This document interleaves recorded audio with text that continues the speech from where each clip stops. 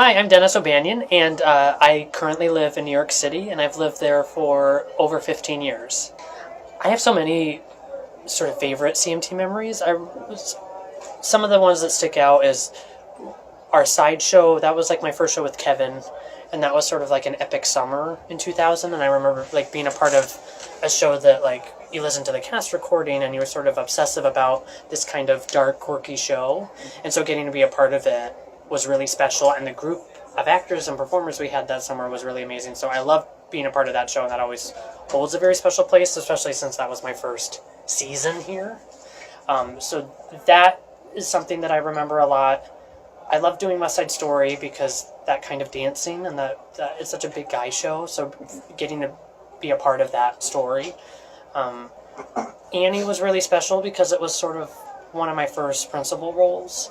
And so getting to play Rooster and sort of learning how to do those scenes, and I sort of coached with it and worked on it, and that was really exciting to get that opportunity. That I was so thankful that Kevin gave me that opportunity and kind of work those muscles and get it better. And also that's just such a great show, and Rooster, the villains are such a great part of that show.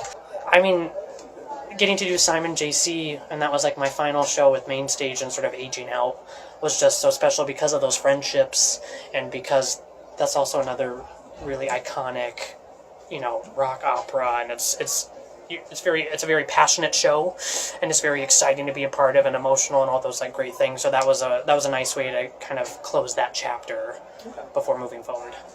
CMT impacted me a lot because it impacted my training and the way I trained in all the different facilities that were given to us here, and working on voice while working with dance and getting the acting stronger and all those things. So I felt like I really understood and realized that in order to work in the business that I now work in as a professional, you have to be good at all three. And so I felt like I was really learning that and honing in on that while I was here, before I went off to school and before I went off to New York.